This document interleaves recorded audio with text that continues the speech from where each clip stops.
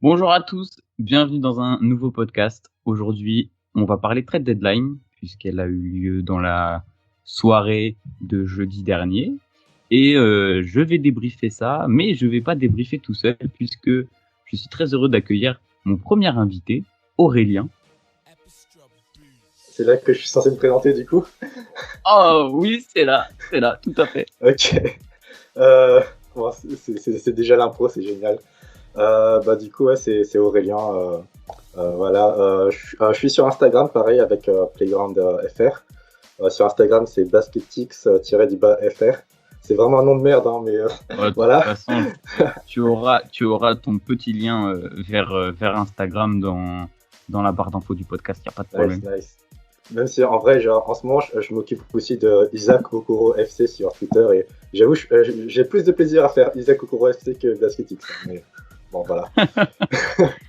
Le gars, voilà. Gros fan de Isaac Okoro. allez. Là, on le voit. On voit ce beau maillot. Et du coup, c'est dommage pour ceux qui sont sur Google Podcast, du coup, vous verrez pas mon beau maillot. Ce beau maillot de Cleveland, oui, je vous l'assure. Je suis presque jaloux parce que moi, c'est un joueur qui défend. J'aime bien les joueurs qui défendent. J'aimerais bien le piquer, j'avoue. Mais donc voilà. Donc on va débriefer tous les deux la trade deadline tranquillement. Hein. On va faire ça par ordre chronologique puisqu'on en a décidé ainsi. Et puis on va commencer. Je sais pas si tu as d'autres informations à donner avant qu'on démarre ce petit débrief de ce qui s'est passé cette semaine. Pas que je sache, non. Enfin, je n'ai pas vraiment d'infos là, qui me vient en tête. Pas d'infos croustillantes. Pas d'infos croustillantes, non. Ça va être un repas, ça va être de la soupe. Un repas facile, soupe, yaourt, ça va glisser tout seul. C'est ça. Bon, du coup, comme je l'ai dit, la trade deadline, elle a eu lieu jeudi dernier, et elle a été plutôt mouvementée. Franchement, c'était un plaisir de suivre ça. J'ai pas pu tout suivre malheureusement, mais en tout cas, on a eu un bon début dans la matinée. Hein. C'est dans la matinée le premier trade. Non, c'était l'après-midi, non? Début d'après-midi ou ouais, Javal Magui. Ouais, parce qu'après c'est. J'avoue, je sais plus trop Javal Magui. Je crois que c'était dans la matinée. Ça devait être fin de matinée, tu vois, début d'après-midi en fait. Mais le premier gros domino, c'était plutôt l'après-midi. Oui, c'était plutôt l'après-midi. Ouais, ça c'est sûr. Mais le premier trade qu'on a pu voir, c'est le retour de Javal Magui à Denver. Donc lui qui était dans l'équipe de monsieur, puisque il avait je me souviens même plus qu'est-ce qui s'était passé. Il avait signé cet été, hein. C'est ça? Sûrement. Non, il a été tradé. Oh là là. Je sais plus moi non plus, mais de toute façon, on l'utilisait pas de fou. Voilà, il était chez les Cavs. Voilà, il était chez les Cavs, mais il n'est pas resté longtemps. Et il arrive donc dans la ville de Nikola Jokic pour sortir du banc. Et ça va faire un gros, un bon, j'ai pas le bon mot. L'aide défensive. Ouais, de l'aide défensive, c'est clair. Soutien défensif de taille parce que Denver est pas la meilleure équipe défensive cette année. Mais en tout cas, il leur fallait un pivot derrière Nikola Jokic, ça c'est sûr, parce que Paul Millsap fait pas trop le boulot. C'est plus un poste 4. Et puis derrière lui, il y avait pas grand monde. Donc ça il y avait la perte de Jeremy Grant. Bah ouais, la perte de Jeremy Grant, ça fait quand même un gros trou qu'il fallait combler. Et ils s'en sortent plutôt pas mal. Je sais pas ce que t'en penses, toi, de cette arrivée de Javal. Ouais, en plus, petite mention, du coup, en dehors de l'aspect basket, de l'aspect sportif, c'est aussi l'aspect, hors sportif, en mode, le basket, non, le banc, genre, dans le vestiaire et tout, Javal Magui. Dans le vestiaire. Tu le vois sur Instagram, du coup, vu que moi, je suis à les caves, du coup, j'ai suivi un peu Javal Magui dans le vestiaire.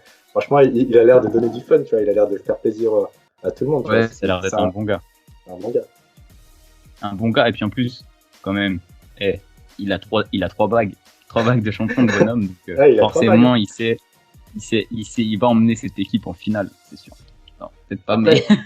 on dit ça en rigolant, mais quand même, c'est... le fait d'avoir vécu ça aide quand même mentalement. Oui.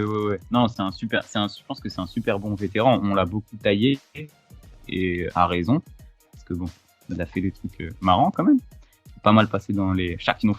Mais du coup, voilà, je pense que c'est un très bon mouvement de la part de Denver qui a lâché. D'ailleurs, ils ont lâché qui pour avoir, je sais pas si t'as le trade sous les yeux.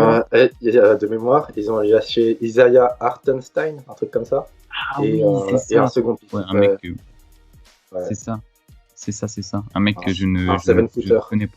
Qui jouait pas beaucoup. Si je dis pas de bêtises. Il avait peut-être, tiens, je dois avoir les. Après, il a peut-être du potentiel. Il avait 9 minutes de jeu, tu vois. J'ai les minutes sous les yeux, là. Bon, voilà, quoi. Il était pas trop utilisé, donc fallait autant. Je pense que on va dire, le pivot du futur, même si c'est pas le bon terme, ça peut être Zeke Nadji. Je sais pas trop comment ça se prononce. Ouais, mais bon, il joue 4, je sais pas s'il joue beaucoup pivot, j'avoue que j'ai pas regardé beaucoup de matchs de Denver. Et en 4-5, en tout cas, je pense que ça servait à rien de conserver le mec qu'ils ont envoyé. Donc, voilà. On a fait le tour autour de Javal. De toute façon, on va vite revenir vers les Nuggets, puisque tu l'as dit en off. Eh bien, un autre joueur est venu dans le roster de Denver. Vas-y, je te laisse commencer sur le sujet. On enchaîne sur ça, du coup. Ok, du coup, oui, il y a eu un autre trade. Donc, le Orlando Magic qui envoie Aaron Gordon contre R.J. Hampton, Gary Harris et un pick de draft. Ouais. Donc, voilà, on va. Chronologiquement, c'est pas vraiment bon. Mais Orlando, ils ont fait exploser leur roster en 1 heure. Donc bon, on est pas mal quand même dans l'ordre chronologique, parce que du coup, je pense que si vous suivez un peu la NBA, vous avez compris que Orlando, c'est fini, ça y est, ça tourne la page. Cette équipe. En même temps, avec la saison qu'ils faisaient, je pense que c'est un mal pour un bien, en fait. Hein. Ouais. Et donc on a vu Vucevic, Evan Fournier et Aaron Gordon quitter l'équipe c'est ça, en 1 heure, 1 heure et demie, je sais pas, je pourrais pas trop dire. Ouais, ça m'étonnerait pas que ce soit moins d'1 heure même. Ils ont été très rapides pour transférer tout ce petit monde. Je sais pas, du coup tu veux commencer par Aaron Gordon ou Vucevic, comme tu veux. Du coup là, comme on était en mode transition et tout, ultra clean, voilà. On peut continuer sur Aaron Gordon et les Nuggets. Voilà. Et je sais pas ce que t'en penses du coup de Aaron Gordon aux Nuggets. Et moi je trouve que Denver c'est un peu les victorieux de la trade deadline, un peu sous-côté, tu vois. En mode, on en parle pas beaucoup, mais beau move. Ouais, ils ont été plutôt discrets, bon. Parce que c'est vrai que l'équipe qui a volé l'affiche durant la deadline, c'est plutôt Orlando, évidemment. Mais le fait de récupérer Aaron Gordon, pareil, tu l'as dit en off, ça amène de la défense, ça c'est sûr. Ça va compléter Javal Magui. Et puis, en fait, ils avaient besoin aussi en poste 4 derrière Paul Millsap. Ils avaient pas un vrai, surtout que là, c'est pas n'importe quel gars qui arrive. C'est vraiment un joueur expérimenté. Bon, on en pense. Moi, j'aime pas trop Aaron Gordon. Voilà, la première fois que je le dis, je suis pas trop fan. Mais bon, il apporte une très bonne défense, de l'athlétisme. Il apporte un côté athlétique aussi très important. De l'énergie. À voir ce que ça va donner. Ouais, de l'énergie, beaucoup d'énergie. Donc, à voir ce que ça va donner. Autour de MPJ, de Jamal Murray et de Nikola Jokic, c'est bien, hein, Aaron Gordon. C'est clair. Il faudrait qu'il s'adapte au jeu des Nuggets, parce que la balle tourne pas mal. Et on sait qu'il n'est pas réputé pour son QI très élevé, le pauvre. Mais bon, on peut pas tous être égaux. Hein. Ça fait comme ça. C'est pas de ma faute. Non, en vrai, il a fait des progrès, parce que là, dernièrement, il tournait pas mal. En tout cas, il savait lâcher mieux son ballon et tout. Donc, non, je pense que ça peut être un très bon coup de la part de Denver. Et voilà, l'équipe, elle se cache pas que, même si là, ils sont quoi, 5, 6e de conférence, ils veulent aller aller en finale NBA, je pense. Hein. Là, les objectifs sont carrément affichés. Hein. Ouais, ils sont actuellement 5e. Ils sont actuellement 5e. Juste derrière les Lakers. Aïe. Non, mais regarde la bataille avec Portland. Oh. Oui, ouais. Après, c'est 1 match et demi que je vois d'écart avec les Lakers. Ouais. Ça va. Égalité avec Portland. Ouais. Et là, peut-être dans ces équipes se cache le MVP de la saison, mais bon, ce sera peut-être un autre podcast. Si on continue du coup sur les trades d'Orlando, du coup, tu veux plutôt parler d'Evan Fournier ou de Nikola Vucevic? On peut continuer sur peut-être Nikola Vucevic, du coup, pour revenir chronologiquement. Ouais, pour revenir chronologiquement, c'est pas mal. Vucevic qui a été le premier, tu disais tout à l'heure, le premier domino de la deadline, et donc a été envoyé à Chicago contre Wendell Carter Jr. et Otto Porter Jr., deux juniors qui débarquent, c'est bien, deux juniors qui Et Alfaro débarquent. Camino. Alfaro Camino. Ah oui, t'as raison. Oui. Ah mais attends, il y avait... Et des first round picks. Ah oui, il y avait Alfaro Camino avec Vucevic pour aller à Chicago, et de l'autre côté Otto Porter et Wendell Carter. Donc c'est pareil, hein, trop bien joué de la part de Chicago, qui comme les Nuggets en fait, là ils veulent déjà aller en playoff, puisque là ils sont qualifiés pour le play-in si on arrête la saison tout de suite, je suppose. Mais ils sont quoi, 11e en fait, Chicago. Ouais, ils sont 10e. 10e. Il y a un gros fossé entre 10e et 11e. Enfin, niveau talent, je parle pas niveau match. Niveau talent, Toronto, ils ont des bons joueurs quand même. Ouais, non, mais enfin, quand même, tu vois, tu passes de Zach LaVine, Nikola Vucevic et tout le bordel à une équipe qui struggle quand même et qui a pas encore. Que c'est pas encore s'il est censé play-in ou donc. Qui galère pas mal cette saison, c'est clair que ça. Les Raptors, on les attendait pas forcément 11e à ce moment-là de la saison.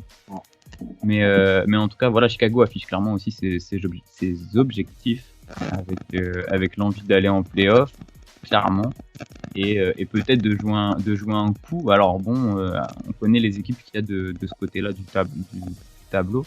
Je sais pas ce que tu penses. Est-ce que tu penses qu'avec une team comme ça, ils peuvent embêter un contender? Je pense que c'est pas une team que.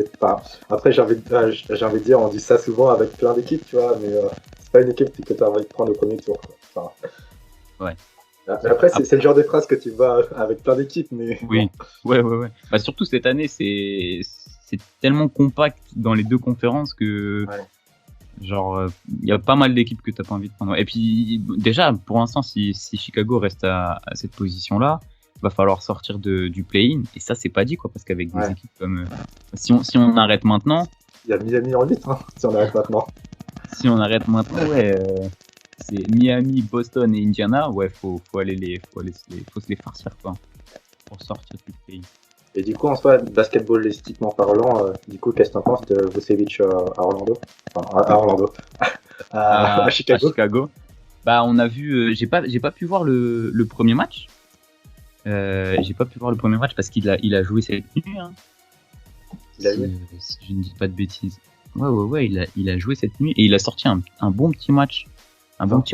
Meilleur scoreur de son équipe. Donc après il va falloir que ça se mette les engrenages se mettent en route évidemment. Parce que d'accueillir un nouveau joueur, surtout quand il a autant d'importance, d'accueillir un nouveau joueur dans une équipe, c'est pas toujours facile. Mais c'est clair que ça peut. Déjà, ça peut être très beau à voir jouer, parce qu'on sait qu'il est capable de lâcher son ballon avec un Zach LaVine en forme. Ça peut être un duo très intéressant. Je sais pas toi ce que t'en penses, mais moi je pense que ça peut être très très intéressant. Oui, non, totalement. En plus, j'avais vu récemment une vidéo de quelqu'un qui disait que le fait d'accumuler des assets, le fait d'accumuler des jeunes, tout ça, en NBA, au final, c'était surcoté. Et au final, je comprends ce qu'il voulait dire par là, parce que quand t'as un jeune comme Zach LaVine qui je crois dans 1 an et quelques, son contrat va expirer. T'as envie de le garder, tu vois. T'as pas envie de l'entourer de jeunes et de lui promettre un éventuel play-in, tu vois. T'as envie de lui promettre les playoffs, tu vois. T'as envie de. Oui, c'est sûr. Pour ça, c'est un beau move de la part de Chicago. Et tu parles de contrat. Ce qui est aussi un très beau move, c'est que Nikola Vucevic, son contrat, il est dégressif. Je sais pas si tu peux nous le choper. Il y a ça sur Basketball Référence, les contrats. Ouais. Tu vois current contract, soit tu descends pas mal, soit il est à peu près au milieu. Et ça doit être dans les dernières mentions. Salary. Et là, le contrat juste en dessous. Tu l'as. Ok, bien vu. Donc, juste en 2023 quand même. Ouais. Avec une player option. C'est dégressif. Donc voilà, player option, Qu'est-ce que je raconte? player option, il la prendra peut-être pas. Bon, bref. Mais ouais, c'est clair que c'est très très bien joué de la part de Chicago. Et puis bah hâte de voir ce que ça va donner, que ce soit au play-in déjà, Ouais. parce qu'on en parle beaucoup. Le play-in, ça fait causer et c'est normal. Normal, Mais normal. en tout cas, hâte de voir cette équipe en play-in / play-off du coup, parce qu'en fait on sait pas trop pour l'instant. Ouais, pour l'instant. Mais après, tu vois, t'as des Knicks ou des Hornets qui peuvent potentiellement descendre. Hawks aussi qui peuvent potentiellement en descendre. Et ouais. Et par exemple, là, tu vois, Ouais. actuellement, pour l'instant, au niveau play-in, tu vois, t'as Boston 7ème. Je sais pas s'ils Ouais. vont rester 7ème, tu vois, surtout que là, Non. du coup, ils ont gagné Evan Fournier, du coup. Voilà, oh là là, ces transitions de fou. Oui, c'est vrai que c'est ce que j'allais dire. Déjà, ils ont gagné Evan, et puis en plus, là, sur les 2-3 derniers matchs, ça marche plutôt bien. Ils ont battu Milwaukee cette nuit, si je dis pas de bêtises. Cette nuit ou la nuit dernière? Bonne question. Ah non, attends, cette nuit, Milwaukee, ils ont perdu contre. Ouais, qu'ils- ouais, ils avaient perdu contre les Knicks. Je crois qu'ils avaient personne. Ouais, voilà, c'est ça. ça. Ça, c'est cette nuit, mais la nuit d'avant, ils ont perdu contre Boston dans un très beau match. Donc, bon. Voilà, donc, tu l'as dit, Evan Fournier qui change d'équipe. Ça va faire bizarre de voir le Français avec un maillot vert. Après, il va pas porter le pire des maillots. Et du coup, pour résumer le trade de Evan aux Celtics, ça donne quoi? Je l'ai pas sous les yeux. Non. Ok, je l'ai sous les yeux. Du coup, c'est Evan Fournier contre des second round picks et Jeff oui, Teague. c'est ça. Et Jeff Teague. Il y a Jeff Teague qui a été envoyé quand même. Ouais, finalement, il y avait Jeff Teague qui avait été envoyé quand même, mais il a été coupé ensuite par les Magic. C'est vrai que j'avais. D'accord, ah oui, ok. Oui, c'est pas cool pour Jeff Teague tout ça. Mais c'est vrai Ouais, que. mais j'avais vu qu'il y avait des fans de Boston qui n'étaient pas trop chauds pour Jeff Teague dans tous les cas, de toute façon. Ouais, bien sûr. C'est pas plus mal. C'est mieux d'avoir Evan Fournier, c'est clair. Mais c'est vrai qu'il avait été envoyé juste contre des pics, donc ce qui va arranger Orlando dans sa reconstruction. Parce que là, même si tous les jeunes d'Orlando sont blessés, ils ont une belle équipe de jeunes, et à rajouter ces nouveaux jeunes, ça va forcément être que bénéfique. Mais ouais, je sais pas ce que t'en penses. Quand le trade a été annoncé, Fournier contre 2 pics. Ouais, bah, sur le coup, tu te dis, what, mais et le cap space, ça donne quoi? Mais, Ouais. Mais ouais, non, c'est surprenant, mais du coup, c'est vraiment cool pour Danny Ainge, quoi. Enfin, pour Danny Ainge, pour les Celtics. Ouais. Bah après, il y a des gens qui étaient, j'ai vu que des gens étaient pas contents parce qu'ils disaient on n'a pas besoin de shooters parce qu'on a déjà des joueurs qui savent shooter, ce qui est vrai, puisque Jaylen Brown et Jason Tatum sont déjà des joueurs offensifs. Mais ouais, je suis curieux de voir ce que ça va donner. Est-ce qu'il va être titulaire, Evan? Ouais, j'allais te poser cette question, est-ce que tu le vois plutôt titulaire ou en sortie de banc à la Lou Williams et tout? Bah, je pense que le mieux ce serait qu'ils soient en sortie de banc. Alors de toute façon, bah ils vont en discuter avec la franchise. Je sais pas ce que Boston avait derrière la tête en le récupérant, parce que si tu fais un 5 avec Kemba Walker, Evan Fournier, Jaylen Brown, Jason Tatum et du coup Tristan Thompson, je sais pas si ça peut bien fonctionner, parce que là ça fait quand même 4 shooters. Même si Kemba il s'est créé, Evan s'est créé, bon ils savent tous créer, mais je sais pas si ça peut être la meilleure solution. Alors que Evan Fournier à côté d'un Marcus Smart en sortie de banc par exemple, moi j'aimerais bien voir ça. Ouais. Franchement j'aimerais bien voir ça, ouais. Ouais, à la Lou Williams et tout. En plus là on voit il tourne en 46, 39, 80%. Ah ouais. Il blague pas sur les pourcentages. Cette année il est plutôt adroit, je dis. Et du coup, tu le rajoutes sur un effectif de Boston qui du coup aura pas besoin d'autant créer que Orlando. Du coup, forcément, les pourcentages ils vont encore s'améliorer. Et bref. C'est cool les équipes comme Boston, comme ça, vachement collectives et tout. C'est sûr. Après, à voir, ouais, du coup, c'est ça. À voir, est-ce qu'il sortira du banc ou pas. je sais pas, on va voir. Après, Brad Stevens, c'est pas le pire des coachs non plus, donc je pense qu'il saura bien gérer le cas Fournier, quoi. Mm. Ensuite, qu'est-ce qu'on a eu juste après ça? Parce que je pense que tu veux rajouter peut-être quelque chose sur le trade, les trades d'Orlando. Peut-être qu'on peut parler un peu d'Orlando, je sais pas. Si t'as d'autres trucs à dire. Du coup, ce qu'on pourrait rajouter pour faire plaisir aux fans d'Orlando, c'est que au moins vous avez choisi la bonne année pour tanker. Enfin, c'est bien, c'est bien. Vu que là, avec la draft qui va arriver là, avec Evan Mobley, je connais pas tous les noms par cœur, mais je sais, j'ai entendu dire que il y avait au moins 5 joueurs là qui avaient le potentiel de changer une franchise. Genre. Il y a les Jalen aussi là. Voilà, Jalen Suggs. Jalen Suggs et Jalen Green. Et Kate Cunningham aussi. C'est un nom qui revient pas mal. En plus, tu me l'avais dit en off, je crois vendredi, tu m'avais dit, oui, si tu regardes, si tu retires toutes les blessures, en vrai, c'est quand même déjà de base prometteur avec Markel Fultz, Jonathan Isaac. Mo Bamba.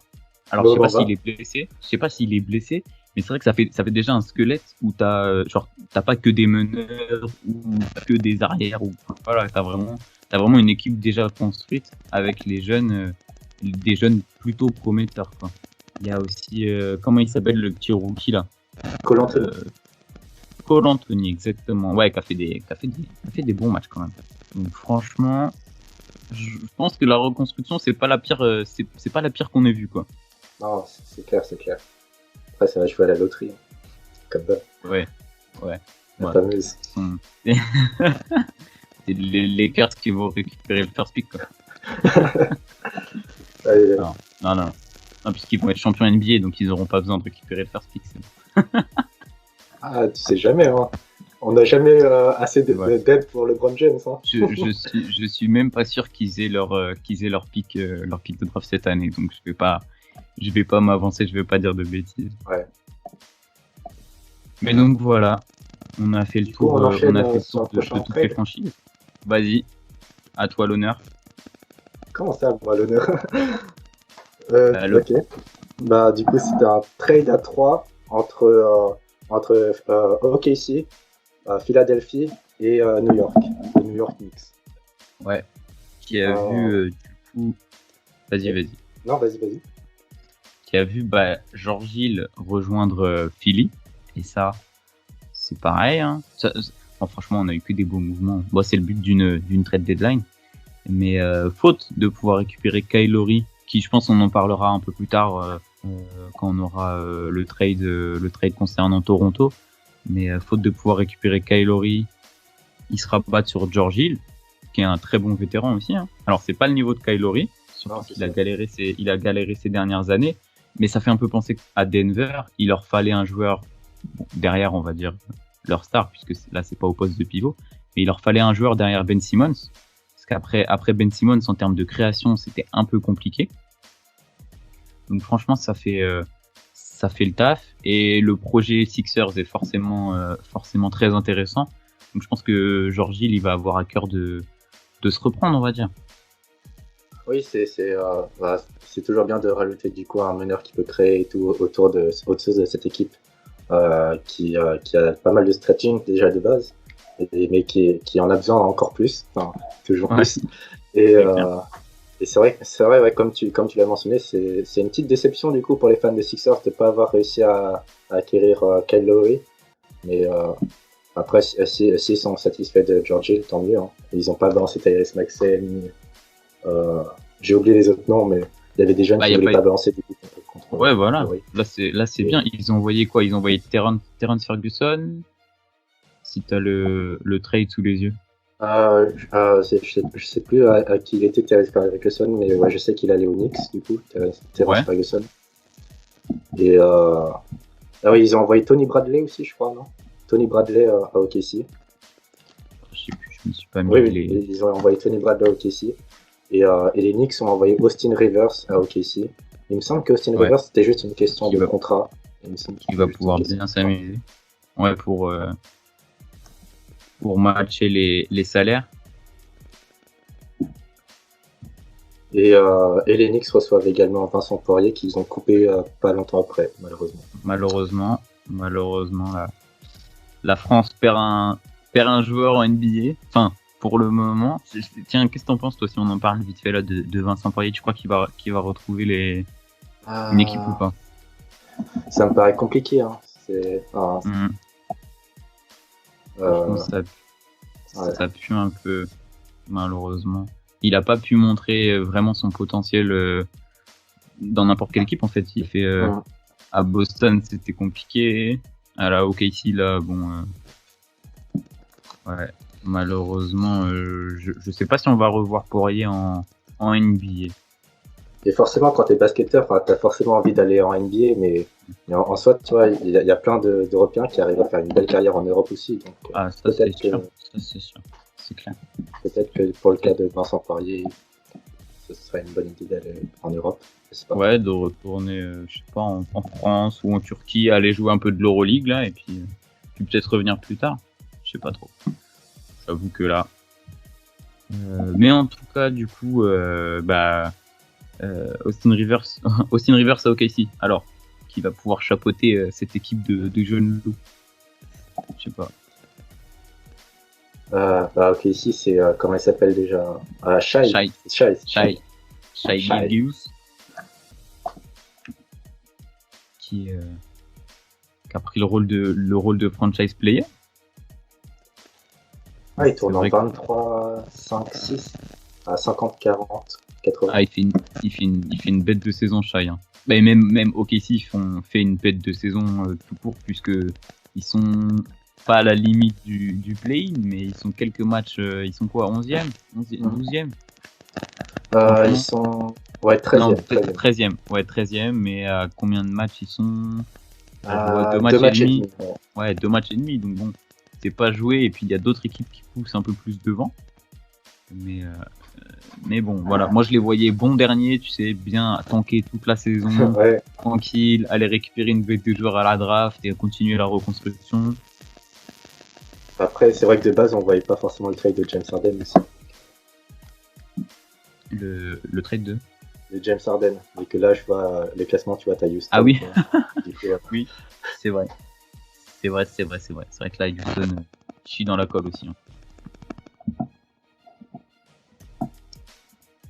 Du coup, en mode transition, en parlant de Houston. Ouais. Du coup, ils ont envoyé finalement Victor Oladipo au Miami Heat. Ouais, là, toi, la trame chronologique.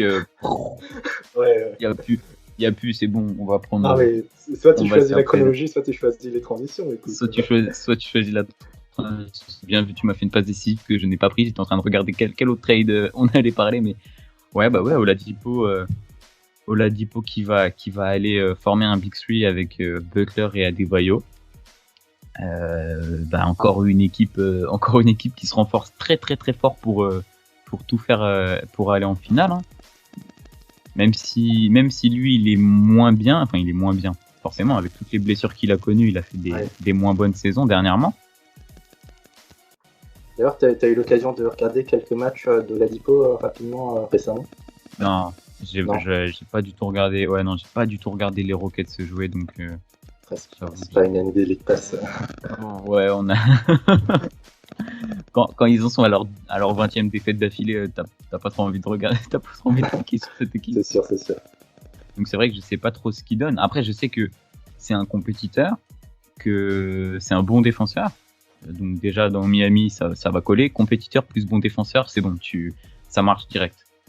Et puis avec Butler qui donne Sagnac à tout le monde, à Adebayo, Spoelstra qui va gérer ça d'une main de maître.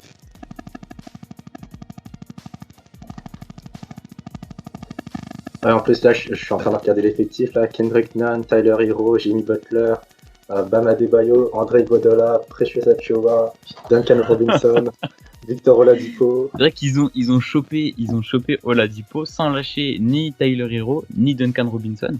Donc ils ont de la défense, des joueurs qui savent créer, des joueurs qui savent shooter, un bon coach. Est-ce Ouais, on va en parler parce qu'il y a une autre équipe qui a des bons arguments pour aller en finale NBA. Mais est-ce que tu vois pas Miami retourner en finale cette année-là? Bah après, l'Est est tellement serré là. En Ouais. plus, avec une certaine équipe qui adore récupérer plein de personnes. Euh, bon, voilà quoi, Ça euh, va. On en parlera juste après les trades de ouais. Brooklyn, ouais. Mais, euh, mais non, et d'ailleurs, je sais pas si au final on a mentionné contre qui il a été tradé. Mais du coup, il a été tradé contre Avery Bradley, Mm. Et Kelly Olynyk Kelly et Olynyk. quelques picks. Il y a eu un pick swap, je crois, qu'ils Un pick échangent swap. leur swap, leur pick en 2022. En tout cas, c'est sûr que perdre Avery Bradley et Kelly Olynyk, donc il y en a un qui est blessé et l'autre, c'est pas le meilleur joueur du monde. Il est utile, Kelly Olynyk, mais franchement, avec les autres joueurs qu'ils ont, surtout qu'ils ont récupéré un Trevor Ariza en plus, hein, donc un peu plus tôt dans le mois de mars, à la mi-mars, je crois. Oui. Ils ont chopé Ariza qui va faire le boulot sur les postes 3-4. Donc c'est vrai qu'à partir de là, Kelly Olynyk, pas plus trop besoin de lui, quoi. C'est sûr, c'est sûr. Du coup, tu vas enchaîner. Allez, j'enchaîne. Est-ce qu'on retrouve notre ordre chronologique ou Vas-y. surtout que Miami. Eh ben écoute, non, on va rester sur Miami, c'est bon. Miami On va plus du tout dans l'ordre chronologique puisque Miami ils ont aussi récupéré Nemanja Bjelica Ah oui, avec dans le trade de Sacramento, que je me le mette sous les yeux. Ils ont envoyé Mo Harkless et Chris Silva. C'est pareil, c'est pas des joueurs qui étaient forcément très utilisés. Alors que Bjelica, il va pouvoir encore un joueur qui shoot, encore un poste 3-4 là qui shoot. Donc poste 4 là, il y a écrit, c'est ça que je vois. Ouais. Donc après, il était un peu struggle cette année, j'ai l'impression, mais aussi il est aux Kings. Enfin, il était aux Kings. Ouais. Ah, ça taille les Kings. Oui. Mais donc, mais oui, voilà, c'est vrai qu'il apporte du spacing. Franchement, qu'est-ce que t'en penses toi de Bjelica à Miami? C'est toujours bien de rajouter de la profondeur et tout. Quand il y aura des jeux d'échiquier entre Spoelstra et Stevens et ça, ils vont se faire plaisir, C'est clair. Ils vont avoir des arguments pour battre l'autre. Ça c'est sûr. Et puis du coup, on peut passer sur Sacramento qui récupère Mo Harkless et Chris Silva. Je sais pas s'ils vont les faire jouer. Ils avaient récupéré Dylan Wright un peu plus tôt, la veille du coup. Je vois ça mercredi contre Corey Joseph. Donc déjà Dylan Wright, c'est une belle arrivée puisqu'il pourra sortir du banc et faire un peu un rôle de 6e homme, puisque Tyrese Haliburton sort plus du banc, si je me trompe pas. Maintenant qu'il est titulaire à côté de De'Aaron Fox, ça peut que être bénéfique en fait. Ah. Totalement. Oui, totalement. Après, je t'avoue que j'ai pas trop suivi les Kings cette année. Ouais. Voilà, mais ouais. Ils sont plutôt décevants cette année, les Kings, mais c'est pareil, hein, c'est parti avec OKC, même si je vois pas OKC aller au play-in, avec OKC et les Pels, ça fait partie des équipes qui sont, notamment grâce à De'Aaron Fox qu'on voit juste là, ça fait partie des équipes qui sont à l'affût là derrière Golden State et leur dégringolade un petit peu, vu que le chef Curry est blessé. Ouais. Forcément Sacramento. Sacramento là ils veulent aller chercher leur 10e place et leur chance pour peut-être aller en playoff. Pourquoi C'est pareil, hein, quand tu dois battre des équipes comme Dallas ou San Antonio, faut s'accrocher, mais rien n'est facile. c'est sûr. On prend pour acquis des équipes comme Portland ou Denver ou des trucs comme ça, mais même eux ils galèrent à gagner. Donc il n'y a pas de match facile. C'est vrai. Qu'est-ce qu'on ensuite, si on essaie de retourner vers un ordre chronologique. Oui. On peut parler de Daniel Theis qui vient aussi Puis il vient aussi à Chicago. Là, ça parle des petits trades, là, mais non, Petit non. trade, Daniel Tai, c'est un Après, gros ouais. joueur. Enfin, c'est un gros Si. joueur. Ouais. C'est un gros joueur, oui et non. Ouais, Mais le fait que Daniel Tice il aille à Chicago, c'est encore c'est trop bien. Mais alors après, je sais pas ce que tu penses de Lauri Markkanen, mais on en a pas parlé tout à l'heure. Vucevic et Lauri Markkanen, ils peuvent jouer ensemble dans la raquette, tu crois? Bonne question, je t'avouerais que je suis pas non plus les gars spécialisés à Chicago, mais Tu bon. tu tiens le Isaac Okoro FC, pas le Voilà. Chicago FC. Si là ils ont commencé ensemble sur le match de cette nuit, tu vois. Parce que du coup je regardais ça avec Patrick Williams en 3. Bah écoute, à voir ce que ça peut donner, hein. À voir ce que ça peut donner. En tout cas, Daniel Tice, c'est bien, c'est pareil, toujours un peu de profondeur de banc dans la raquette, ça fait toujours le travail. Ouais, c'est sûr, j'étais méchant envers Daniel Tice là, mais c'est vrai que c'est un bon joueur. Bah, en tout cas, pour Chicago, c'est sûr que ça fait encore une différence, hein. Ah, c'est vrai qu'il avait pas fait Williams. Ah ouais. Donc, je sais pas si, en tout cas, tu as le choix, quoi. Tu peux mettre Patrick Williams soit avec du coup Tice, Vucevic ou Markkanen, ou alors Markkanen, Vucevic, ou alors, enfin franchement ils vont pouvoir s'amuser. Il y a des choix à faire. Ils ont une très très belle rotation dans la raquette, les Bulls. Hein. Et ouais. Plutôt cool. Du coup, on enchaîne. Vas-y, enchaîne avec le prochain trade. Le prochain trade, là que je vois là vite fait, c'est entre Portland et Toronto. Un trade plutôt intéressant en soi, parce que du coup c'est un des rares trades là où on pourrait dire éventuellement win-win. Enfin, je sais pas toi ce que t'en penses, mais je trouve que c'est un peu gros ce qu'a lâché Portland pour récupérer Norman Powell. Franchement, Gary Trent, je trouve, il passait trop bien dans cette équipe. Rodney Hood, bon, c'est un joueur que j'aime bien parce que joueur défensif comme d'hab. Même si encore cette année, il s'est blessé quand lui? Il s'est blessé l'année dernière ou l'année d'avant. Donc forcément, c'est toujours dur de revenir de ce genre de blessure. Mais en tout cas, Gary Trent Jr., ça fait plaisir, plaisir ou pas, je sais pas, ça dépend dans quel cas tu là, en l'absence de McCollum, justement, du coup, il a été titularisé, je crois. Ouais. Et il avait fait des bons matchs en tant que titulaire, il me semble. Il avait fait des très beaux matchs, donc c'est cool. C'est cool. Si en tout cas, si les Raptors ils veulent enchaîner une espèce de reconstruction, tu vois, ça peut être un joueur sur qui compter. Oui, c'est un beau jeune. Il a quel âge d'ailleurs? Il a. Où est-ce qu'on voit l'âge? 22 ans. 22 ans, ouais, classique. 22 ans, ouais.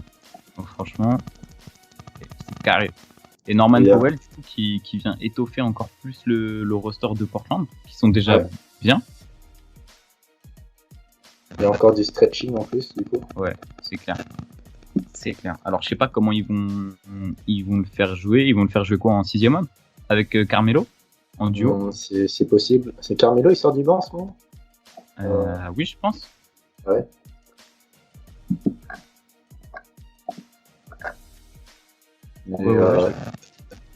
Ouais, vas-y.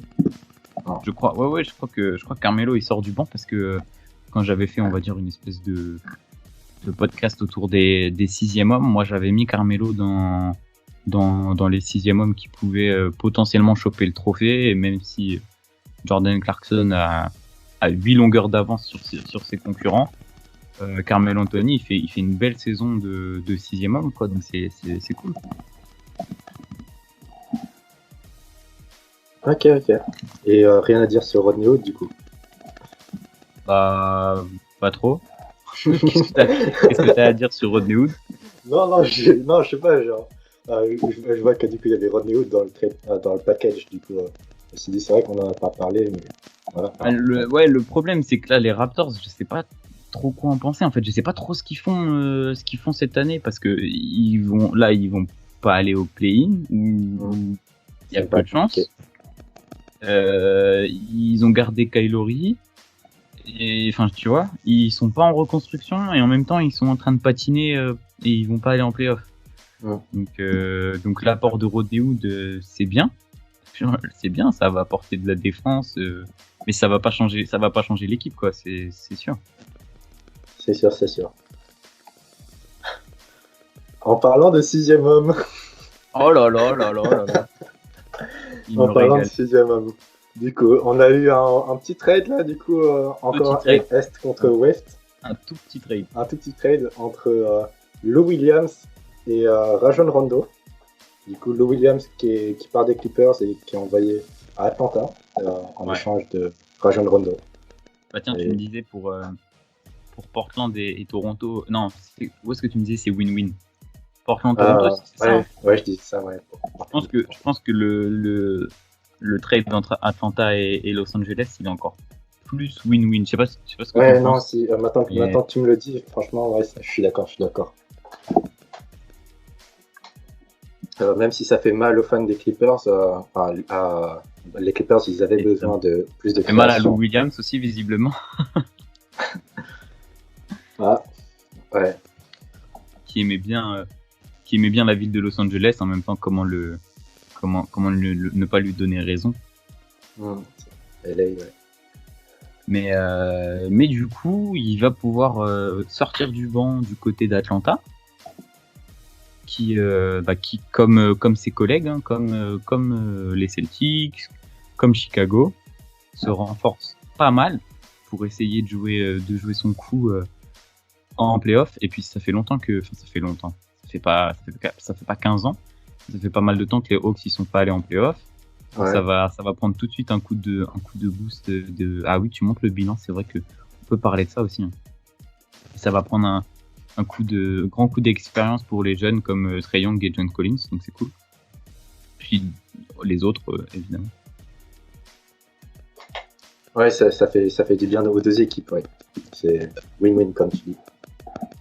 Donc voilà, et côté Clippers, c'est clair que l'apport de Rajon Rondo, ça fait penser aux Sixers qui avaient besoin d'un joueur pour distribuer les ballons. Bah là c'est pareil. Hein. Là je pense qu'ils ont trouvé le bon joueur. Qu'est-ce que t'en penses? Bah oui, comme je disais, ils avaient besoin de création. Il me semble que j'avais vu que l'année dernière, Kawhi Leonard avait plus de usage. Kawhi Leonard avait plus de usage rate que LeBron James et du coup c'est un problème, tu vois.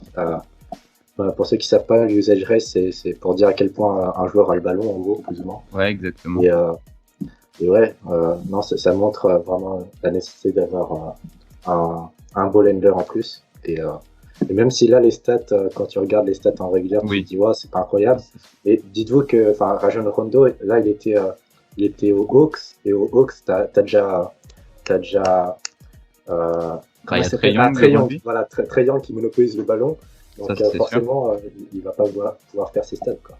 Il avait pas énorme, mais bon après il était pas bon, mais l'année dernière aussi on lui tapait dessus en lui disant qu'il était pas bon toute la saison et derrière en playoff il sort des masterclass. Du coup maintenant on a playoff P et playoff Rondo. Playoff Rondo, ouais, ça c'est sûr. Et puis c'est ce que j'avais dit dans un post aussi. L'apport de Rondo, ça va être hyper intéressant en termes d'expérience et c'est un joueur qui gueule, quoi. Genre, ce qui s'est passé l'année dernière contre Denver, je pense qu'avec Rondo dans l'effectif, jamais ça arrive, un truc comme ça. C'est vrai. Bon point. Parce que, déjà, il va prendre le ballon et il va gérer l'attaque, et voilà, ça va tourner, et puis il va gueuler, quoi. Il va tout simplement gueuler sur Paul George et Kawhi en leur disant qu'ils déconnent et que faut redresser la barre et que jamais t'es censé te prendre un 3-0 dans la bouche. Ouais. En plus, en parlant de gueulante, il y en a, ils sont en mode chez les Clippers, du coup, avec Rondo et tout, ça va être compliqué niveau alchimie et tout. Et moi, je pense pas forcément. Non, je pense pas. C'est une bonne tête de con aussi entre Rondo et Beverley. Il y a deux. Ouais. on a deux joueurs qui aiment bien taper sur le système des autres. Déjà, je pense que dans la même équipe, ils peuvent largement bien s'entendre. Mhm. Et puis ils sont là pour aller chercher la bague. Donc au final, quand il y a de tels enjeux, tu te mets vite d'accord, je pense. On est d'accord. Ok. Et après ça, on arrive tranquillement vers la fin là. Je vois Ouais, le temps tourne. un autre gros trade duquel on peut parler un peu. Puis après tout ce qui est Marquis Chris, Brad Wanamaker, tout ça, Bon, moi ouais. on va pas être obligé de s'étaler, mais JJ Redick qui quitte les Pels pour aller à Dallas contre James Johnson et Wes Iwundu. Du coup, c'est bien pour Dallas, clairement. Ça va remplacer Seth Curry qui est parti à Philly cet été, du coup, contre Richard Jefferson, si je dis pas de bêtises. Ouais, c'est ça. Dans l'objectif de Philly de ramener beaucoup de shooters. Je pense qu'ils ont ramené un bon shooter. Mais voilà, il va se régaler, JJ Redick, dans cette équipe de Dallas. Ouais, non, je suis plutôt content de voir JJ Redick à Dallas. Surtout qu'en plus, il me semble, il y avait des rumeurs en mode JJ Redick, ouais, peut-être il va se faire buyout et ensuite aller aux Nets. Ah ouais. Ah, j'avais pas du tout. Ah ouais, bah c'est bon. C'est bon, on va en parler de là, on va en parler juste après, mais je pense que c'est bon. C'est très bien à Dallas. Ouais, c'est très bien à Dallas. Avec Luka Doncic et tout. Ouais, c'est ça, il va pouvoir profiter de la vista de Luka Doncic, et puis même, c'est un bon gars, c'est un super shooter. Et il a un podcast. Et il a un podcast, bang, ouais. Ouais, il nous fait de la concurrence. Non, mais il faut le savoir, tous ceux qui font des podcasts, c'est des bons gars. Hein. Faut le savoir. Ah ouais, je suis plutôt d'accord avec cette vérité générale. Et donc ouais, c'est cool. Et puis Dallas perd pas grand chose quand tu peux apporter un joueur ramener un joueur qui va apporter autant. Franchement, ça fait plaisir de le voir là-bas. Pareil, tu penses quoi de Dallas si on déborde un peu cette année, c'est plutôt pas décevant. Comment ils sont à 8e? Là, ils sont 8e et ils sont pas très loin d'être 7e.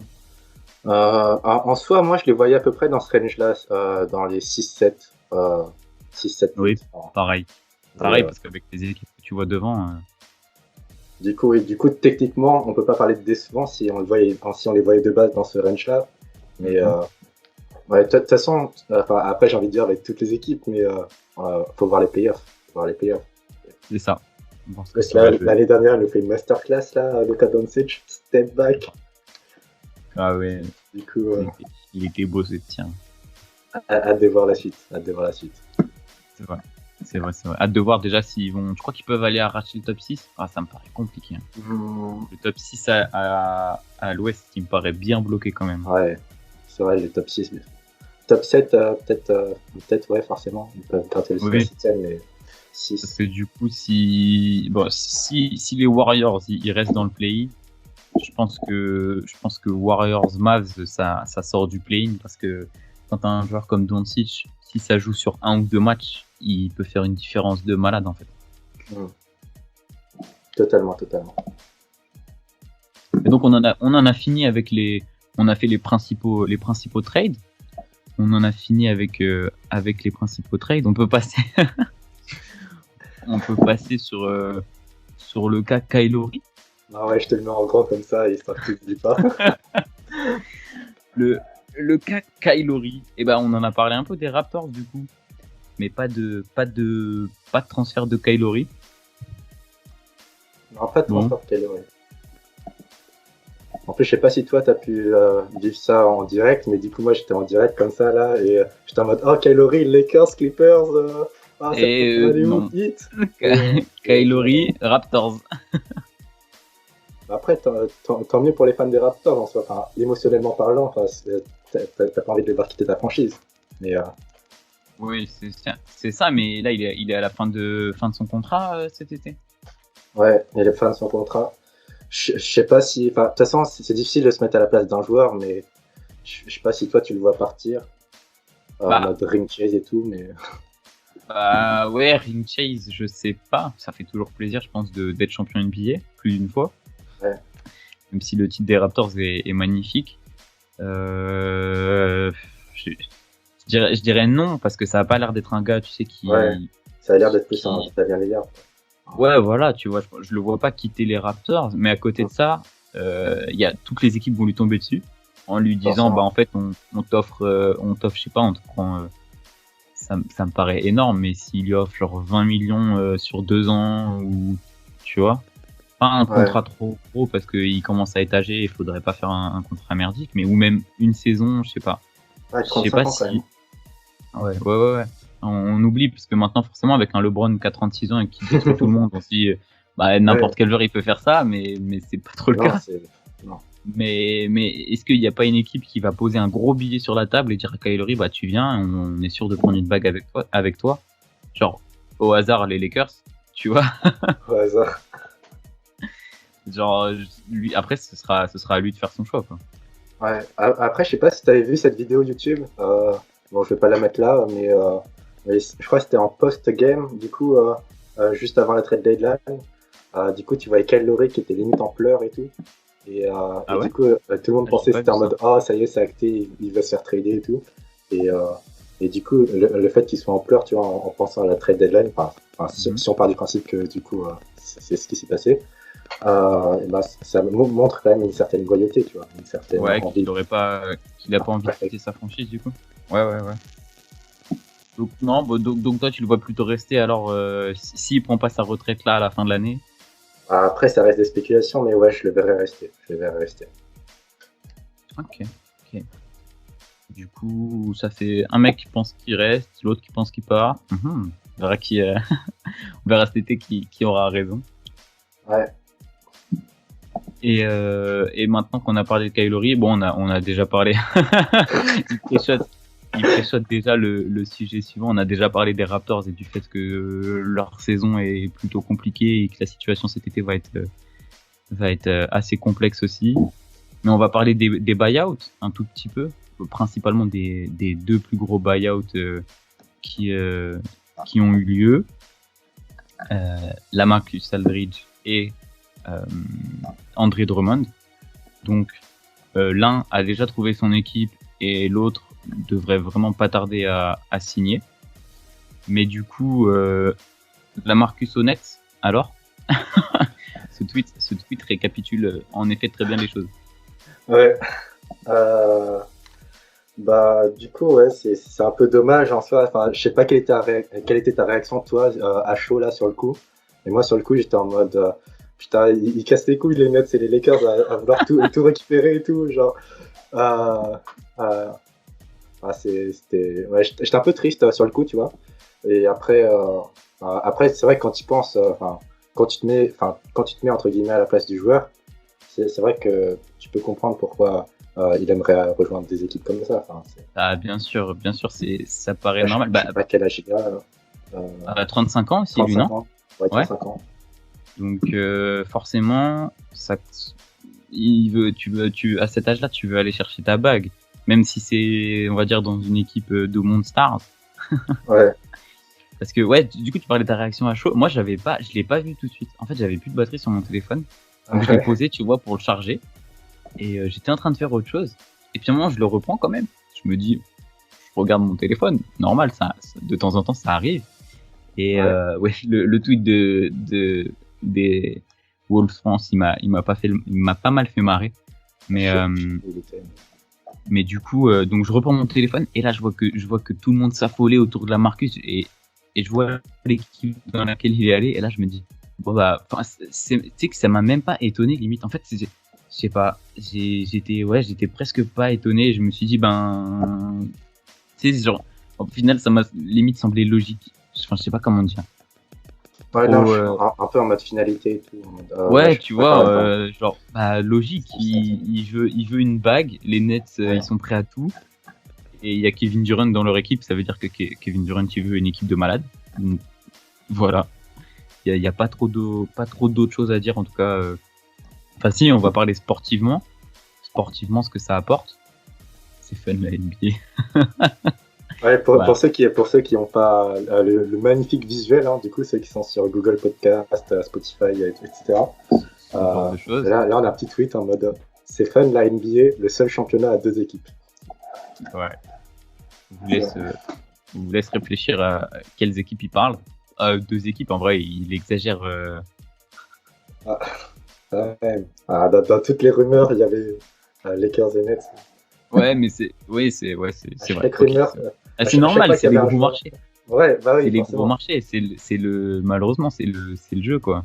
Et après, il y en a, ils viennent nous dire ouais, ça n'existe pas les gros marchés, petits marchés. Si, si, si, si. Si, Non, ça existe. ça va, quoi.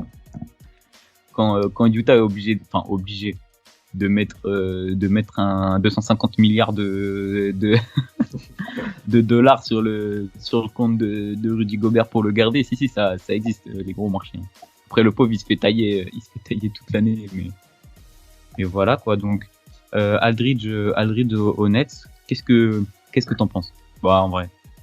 Bah après, je t'avoue que j'ai l'impression de dire ça pour toutes les équipes, mais je t'avoue, j'ai pas trop suivi les Spurs cette saison. J'ai entendu dire qu'il était un peu décevant cette année, Aldridge. Bah, Mais il commence à se faire vieux, le projet était pas intéressant, donc il avait pas envie de s'investir. après, voilà, c'est pas non plus comme si ramenait quelqu'un en béquille, quoi. Enfin, Bah ça, ça reste quelqu'un quand même. ça Enfin, ça non, reste c'est sûr. Aldridge. Soit tu le fais sortir du banc, soit tu le mets direct dans le 5. Je pense pas ils feront pas de 5. Peut-être pour finir les matchs, et encore, je suis même pas sûr que ce soit le meilleur 5 pour finir les matchs. Le Harden, Kyrie, Ouais. KD, Griffin et Aldridge, du coup. Quoique, ça a de la gueule quand même pour finir un match, hein, cette équipe. Ouais. Cette équipe, ils ont totalement le potentiel de mettre une sorte de death line-up, c'est un peu comme à l'époque Warriors avec Green en pivot. Exactement, ouais. Donc ça va apporter, il va apporter du shoot, enfin, il va apporter du scoring. C'est pas un super défenseur Aldridge. En tout cas, il va apporter du scoring, que ce soit dans le 5 majeur ou en sortie de banc. Sûrement en sortie de banc. Mais voilà quoi, les Nets vont rouler sur la NBA, je pense. Là, tu vois qui champion là du coup à chaud, tu vois qui champion cette année. Direct comme ça, à chaud. Là. Bah ouais. De base, au début de la saison, j'avais les Lakers, mais bon, c'est compliqué. C'est tellement ce genre d'année, tu vois, un peu comme tu sais, l'année lockout en 99 ou en 2012. C'est le genre d'année où il peut y avoir totalement des surprises comme ça. C'est clair. Mais ouais. Ça a l'air compliqué de pas le donner aux Nets.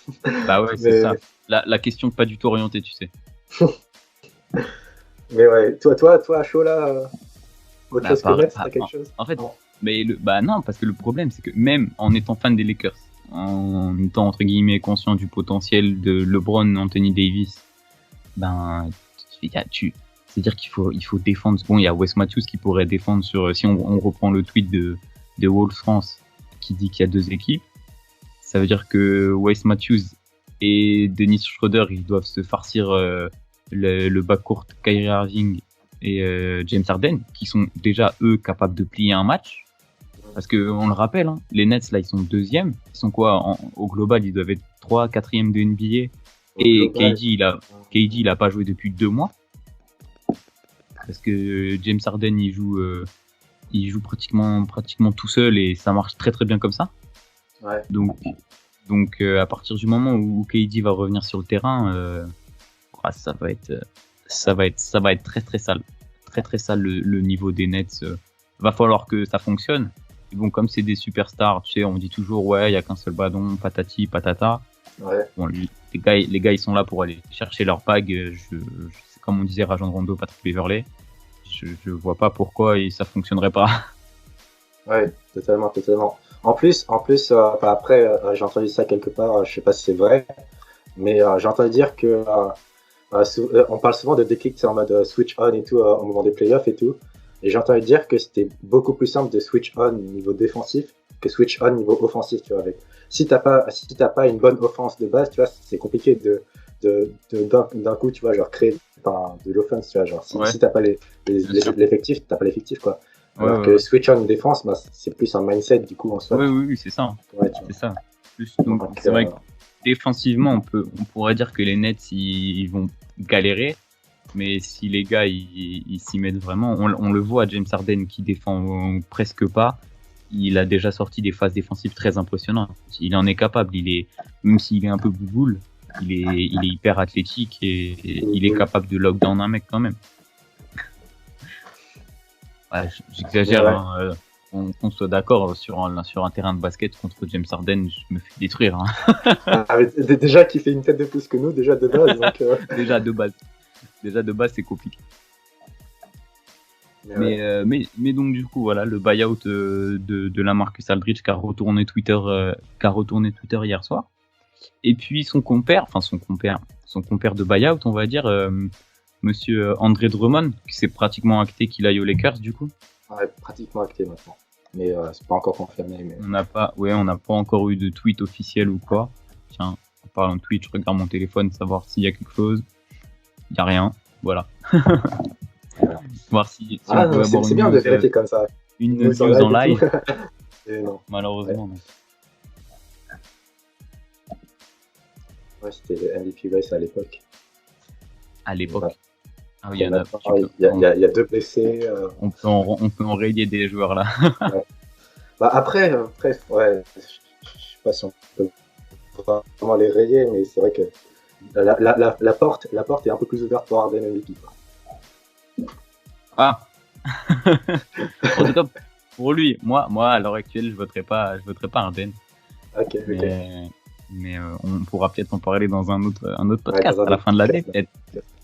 Mais ouais, du coup, pour revenir sur le sujet de Drummond, bon, c'est pareil que Javal, ça marchait pas. De toute façon, ils ont récupéré à partir du moment où les Cavs ont récupéré Jarrett Allen, c'était l'affaire était pliée et Drummond allait quitter la franchise de Cleveland.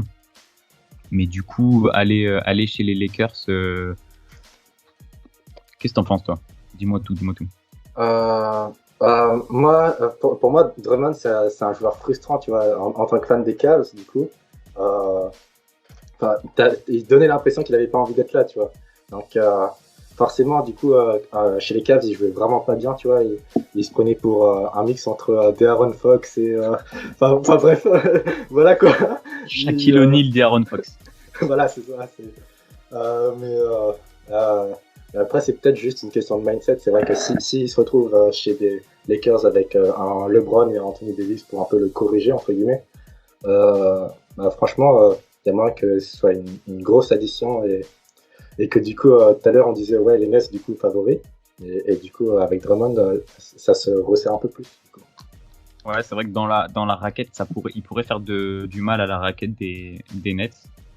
Et la raquette Anthony Davis Drummond, elle est très très sérieuse. Donc ça peut être qu'un apport. Bon, quand t'ajoutes un joueur comme ça avec LeBron James pour le cadrer, tu l'as très bien dit. Ça peut faire très mal, je pense. J'espère en tant que bon fanboy. Mais bon, je crois qu'on a fait le tour de tout ce qu'on voulait dire. Est-ce que t'as autre chose à dire ? Dis-moi tout.